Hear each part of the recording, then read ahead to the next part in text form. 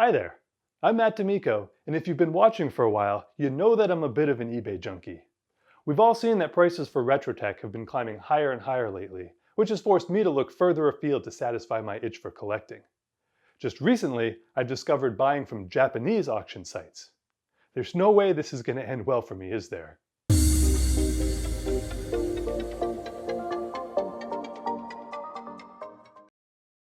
You've undoubtedly heard the rumors. Promises of cheap retro tech and rare Japanese-only systems for pennies on the dollar. Are the stories true? And if so, how do you go about making any sense of the websites or getting the items shipped to you overseas? Stay tuned, because all is about to be revealed. To fill this void, a whole bunch of English-language proxy services have appeared. These middlemen allow you to place bids on sites such as Yahoo Auctions, the most popular of its type in Japan. Sorry, eBay. Any items that are won ship to the proxy's domestic address and then are forwarded along to the buyer's international address later. For today's exercise, I've chosen to use Buyee. A number of friends have used it and had good experiences, so I know it's legit. It's also the first result on Google, for what that's worth. Let's look at an example. One console that I've never owned before is the Sega Saturn. They weren't very popular here, and as a result, the systems now command a higher price than I'm willing to pay. I'll narrow the search and restrict it to only North American NTSC units. Also, I'm interested in actual selling prices, so let's look at only items that have sold. Already we can see the prices are pretty high. You can easily find a Genesis for $15, but the Saturn is a different story. I'd really like a complete working unit in its original box, so I'll add one additional search term. I think it's fair to say, on average, we're looking at $200 to $400 for a complete box system, depending on what extras it comes with.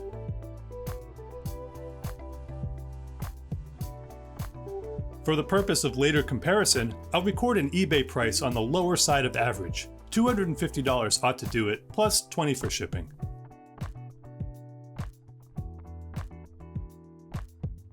Now, let's repeat our search on Yahoo Auctions Japan using Buyee's website. This will be my first time ever using a proxy service or bidding on a Japanese auction.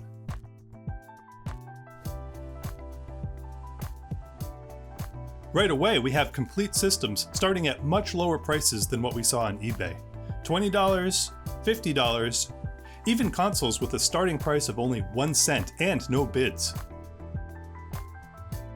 There are even big lots of untested consoles, usually denoted as junk, for next to nothing. I almost bid on a lot of 20 Saturns before I came to my senses.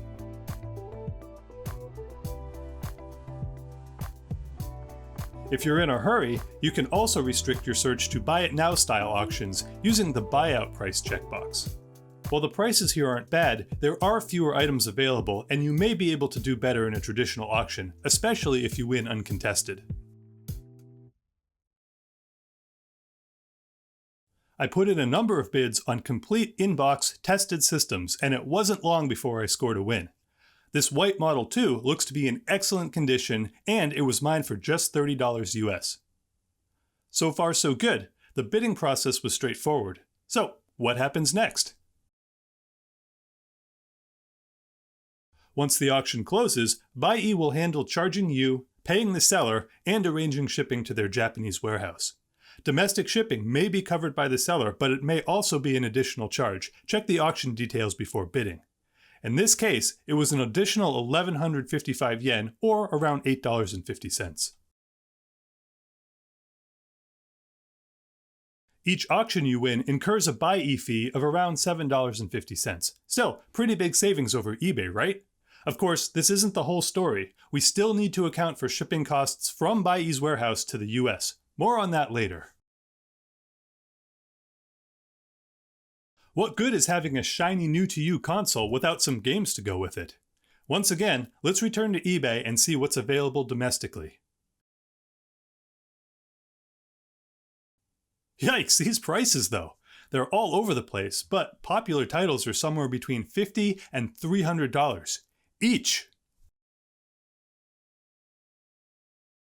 Let me search the sold auction prices for a title that I'd like to pick up, one that should be relatively common. Alright, $30 to $50 for one game. I think we can do better. Back to Buyee. Now that's what I'm talking about.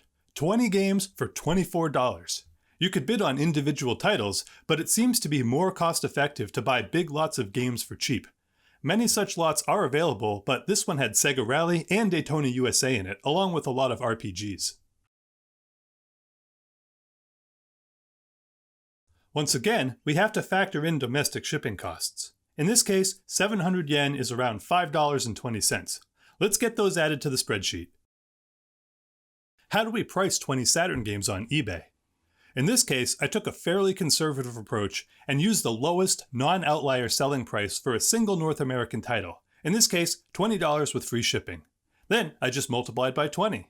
In reality, it would likely cost a lot more to acquire this many games domestically. And now, the Buyee auction.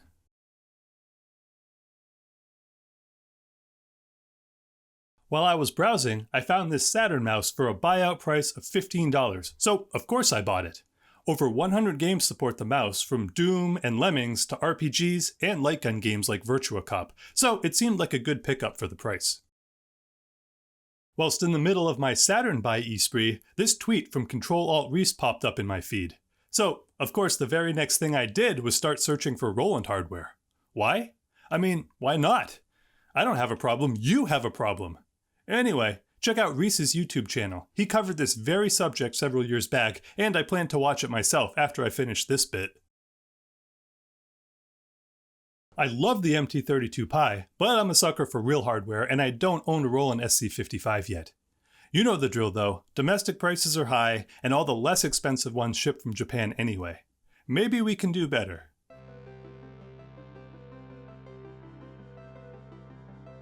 Once again, good deals were in abundance on Buyee, even if they were things I wasn't really looking for. I blame Reese.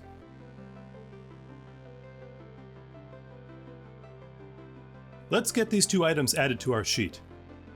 Now, we can tally up the totals so far.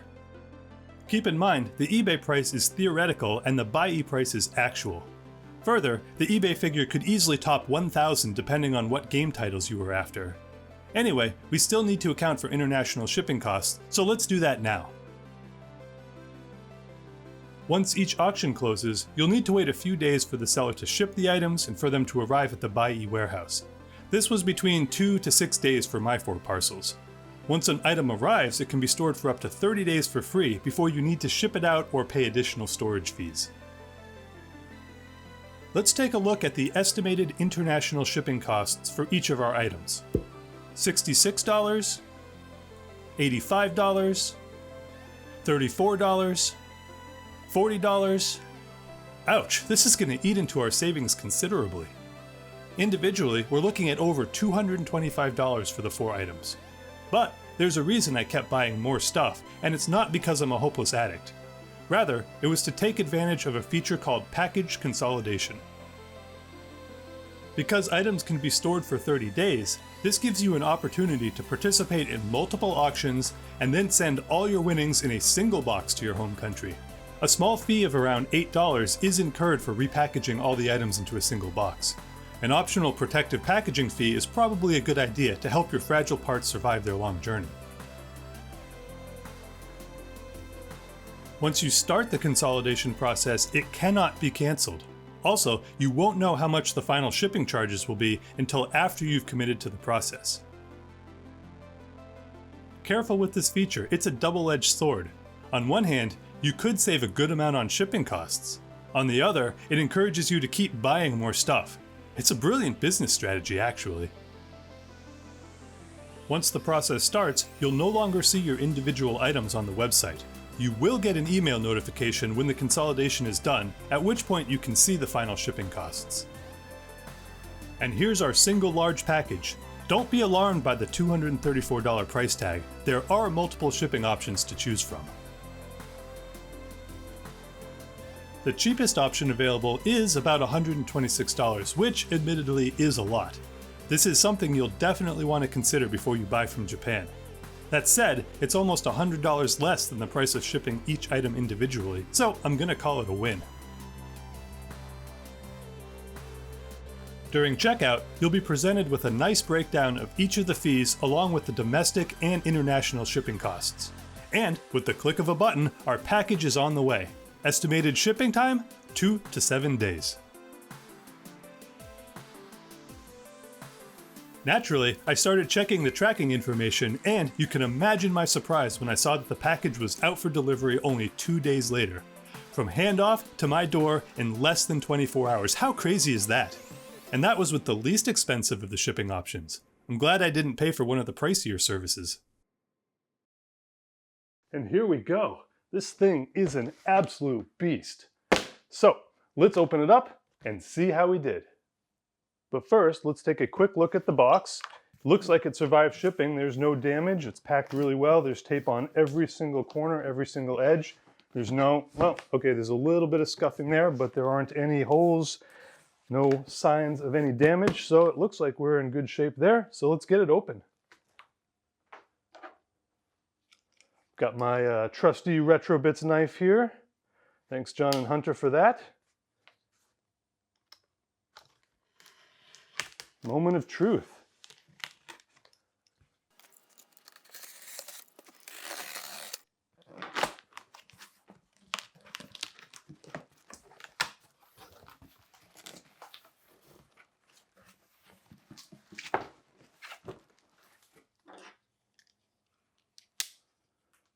All right.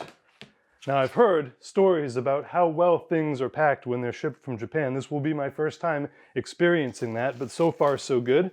We've got a nice layer of bubble wrap around the exterior. And plenty of packing materials. All right, one parcel wrapped on its own. Another parcel. Another one. These appear to be the jewel cases that the games are in. There we go. This appears to be the console in its box. Squeak, squeak. And, oh, okay. I guess they packed the Roland in its own box. Let's move this right out of the way.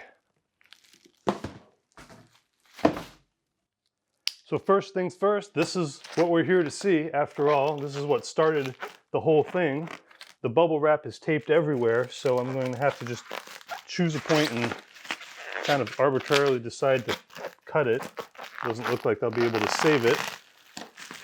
So I'll just rip and tear.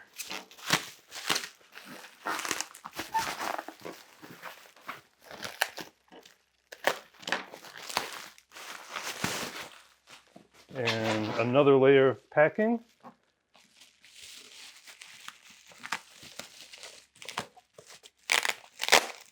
It's very meticulous. There are no edges. Every seam is fully folded in and fully taped up. So I guess the legends of Japanese packing are true. Quite meticulous. And the fee to have everything repacked was relatively reasonable too. So I'm glad I did that. So everything survived international shipping. All right, and here we go. Turn that around for you guys. So we've got the NTSC-J, Japanese Saturn. Box is in, it's in reasonably good shape. It's a little bit dirty, but that was understood from the auction. Otherwise, it's relatively intact. No water damage, nothing like that. So let's open it up.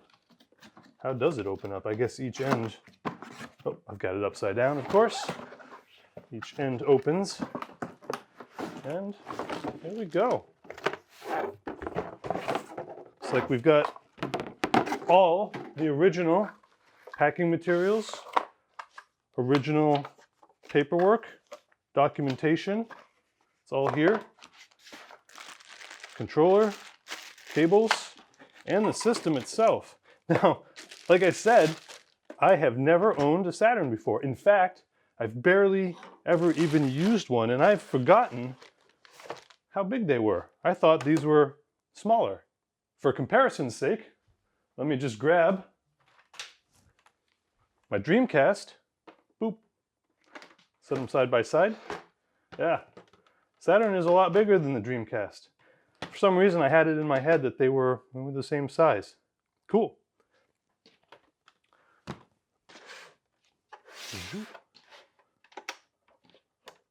Yeah, looks clean. Looks really clean. It's barely even yellowed. So yeah, for the price, assuming it works, and we'll test it in a bit, I'm pretty happy with how that turned out. Let's look at the other stuff. Okay, next up we've got the Saturn mouse. This was just loose, no box or anything like that, but it was really cheap, and you know, I figured I saw it there. I was trying to consolidate shipping, and so I picked it up. Now, I'm not sure I'm going to get a lot of use out of this. There are a lot of Japanese RPGs where you can use this, games like Lemmings that require or benefit from having a mouse. So, you know, it's not a light gun, but it is a reasonably nice accessory to have to complete the set. Yeah, a little bit yellowed, a little bit dirty, but complete, and all right, it's in pretty decent condition. So great.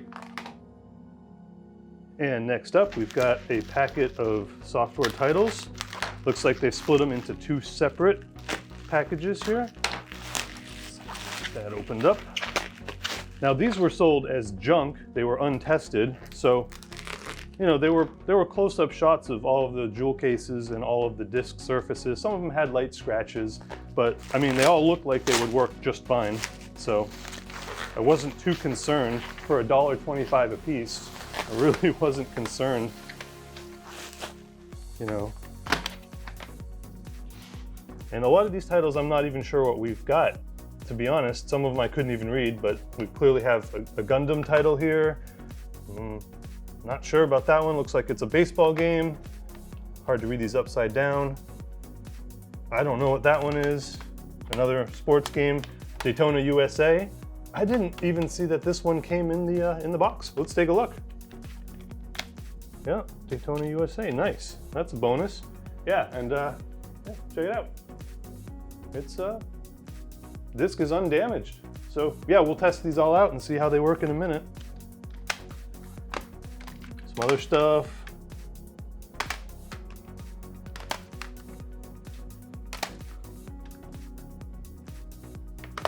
Let's see what's in the other package. There we go. Really not sure how to open these. They're taped kind of everywhere.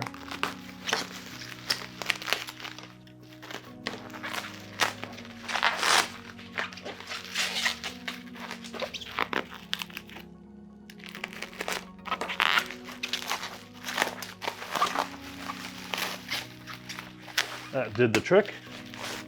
Yeah, there were all kinds of auctions for bulk Sega Saturn games for cheap where nobody was even bidding. You know, there was no contest.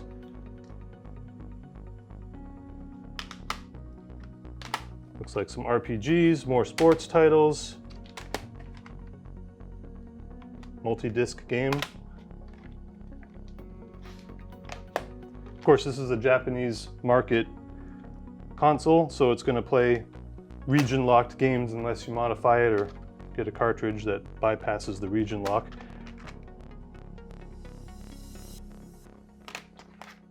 Oh, and there's Sega Rally. All right, excellent. Last one, moving on. So this must be the SC-55 Mark II. And these things are reasonably priced on Yahoo Auctions Japan. A little bit more expensive domestically, twice, 3 times the cost maybe. But the MT32s, even on Yahoo, were pretty high. I didn't see one that was a good deal when I looked. I may go back and look some more, but this one seemed to be a really good price. So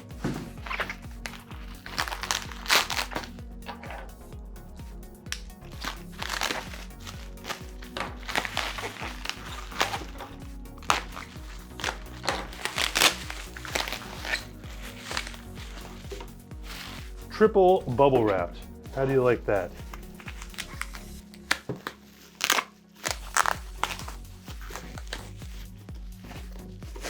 And there we go. Might be hard to see that on the black background. What I'll do, I'll move that right out of the way. There we go. Yeah, it looks to be in really good condition. Very clean, yeah. I thought it would be a little bit dirty based on the description, but yeah, it looks really good. So we'll plug that in a minute and give it a test. Now it's time to test out the Saturn, but there are a couple things I wanted to make note of. First and foremost, it came with this composite AV adapter cable here, but I assume, given the number of pins that are on the AV port, that there's going to be an RGB output available on the system, and so I'm going to need to get myself an RGB SCART cable to get the best use out of the system. And the other thing is, the system is designed for 100 volts, 50 or 60 hertz in Japan, whereas in North America we use 120 volts, 60 hertz.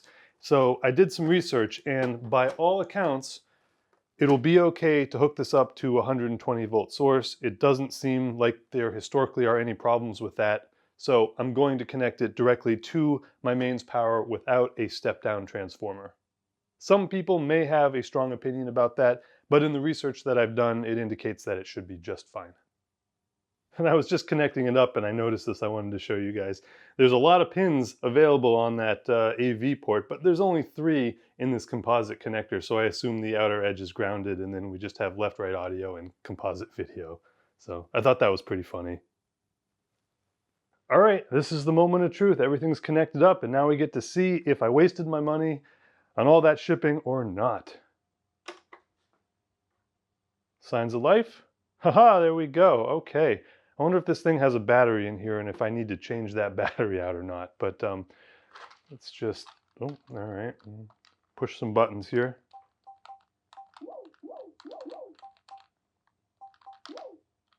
Set the date later.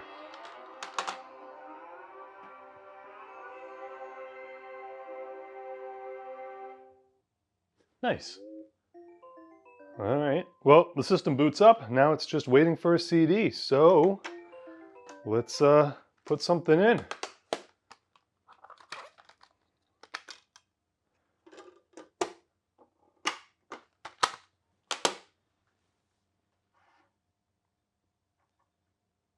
Drive is seeking. Oh, it's doing an audio CD thing. Do I need to press this button? Again, I've not used a Saturn, so. Yep, I guess that's what I needed to do. Seems to be booting. Drive doesn't sound super healthy. It's a little bit clicky, but.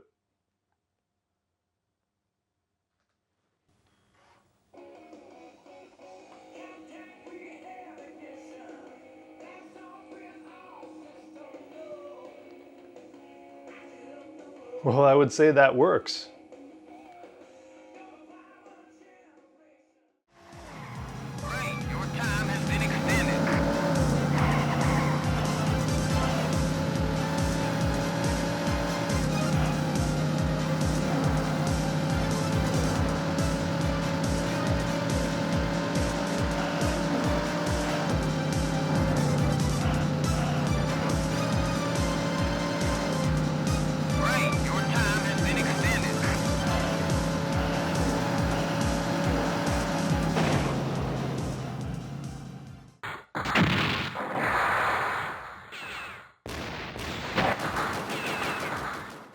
I tested a bunch of the discs and they're all working without issue, so I'm satisfied with this purchase.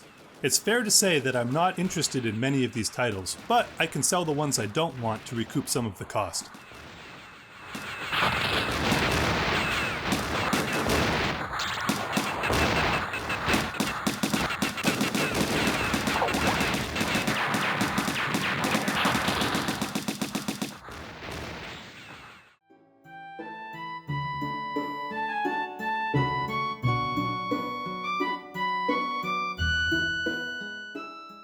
Many of the discs in the lot are popular Japanese RPG titles.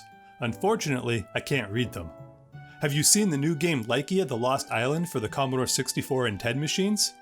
Coincidentally, I now see a lot of influence from this game in it.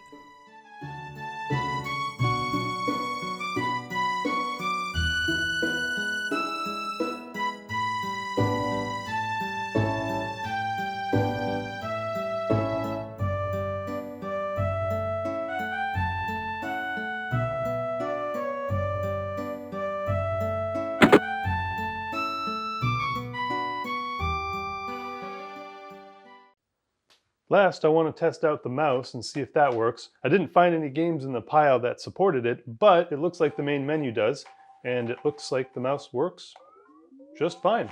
Can move around, buttons work. So that's good. I'll need to find some games that support it, but otherwise, it's great. And I don't know what this is. Possibly just a screensaver? There's supposed to be a spaceship. Oh, there it is. Now, before we finish up with the Saturn, there are a few more things I want to take care of. The first is that it's no longer able to store the time and date when set, so we need to change out the battery. And fortunately, it's behind this little door, super easy to access. We just need to pop it out. There we go. And it's just a standard CR coin cell battery, easy to replace. And the second thing, with the battery changed and the time set correctly, we can now go into the menu and change the localization from Japanese to English. Perfect. Last but not least, let's test out the SC-55. So here's the test setup. I've got the Mr. FPGA connected to the Mr. MIDI interface. The output of that goes into the MIDI input of the SC-55, and no power brick was provided, but it's a standard 9-volt center negative connection, and the Sega Mega Drive one should work just fine for that. So there we go. Let's see how it works.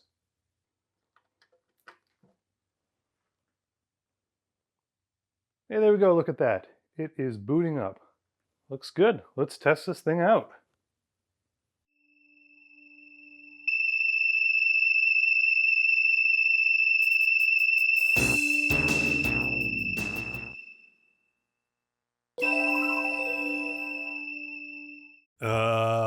That's not right.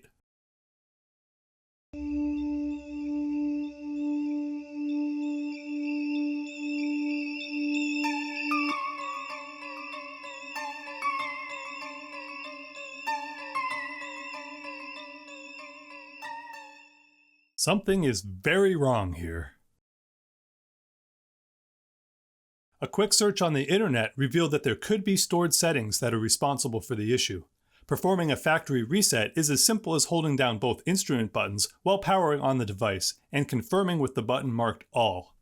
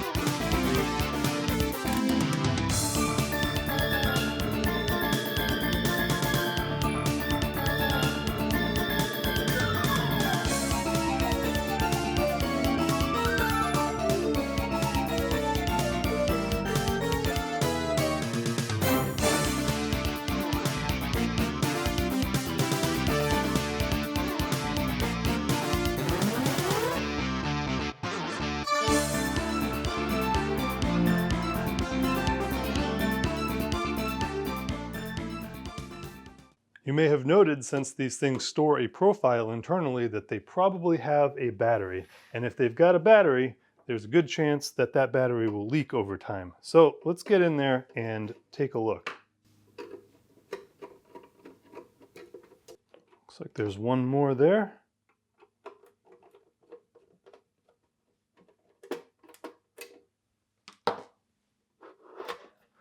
All right, and it just pops off, slides off. Oh, okay. Just like the Saturn, the Roland also has a coin cell battery, but unlike the Saturn, we're just going to remove it and not replace it, because when we're using this device as a synth attached to a computer, there's no need to have stored profiles.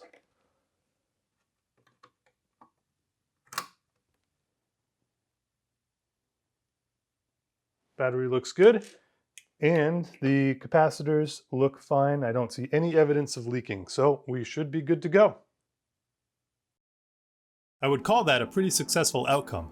Everything works and is in great condition, but there are a few downsides to consider.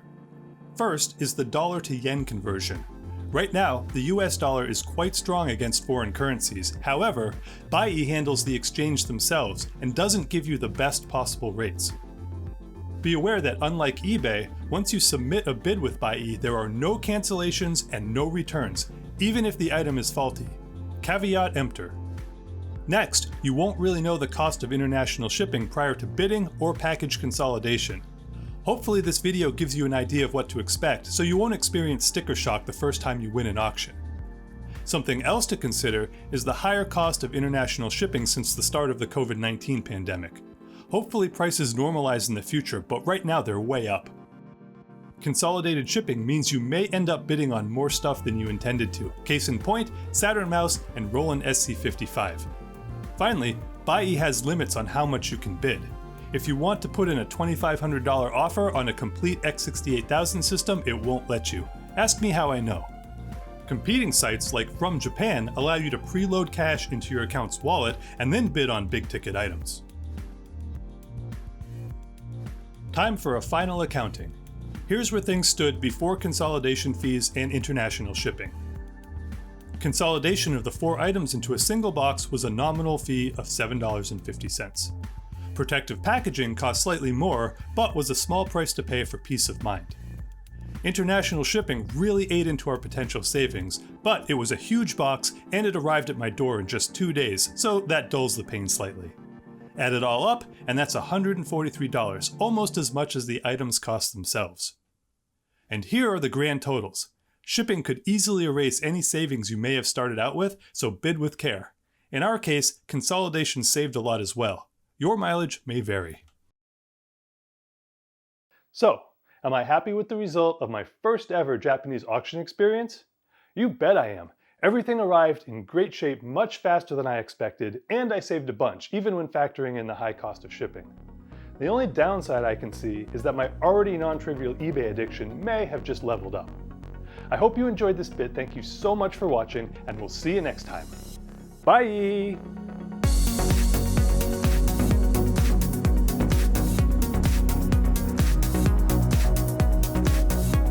Congratulations, you made it to the end. If you enjoy the content we're making, RetroBits now offers YouTube channel membership in addition to Patreon. Just click the Join button to unlock early access, custom emotes, membership badges, and your name in the credits. Thanks for watching.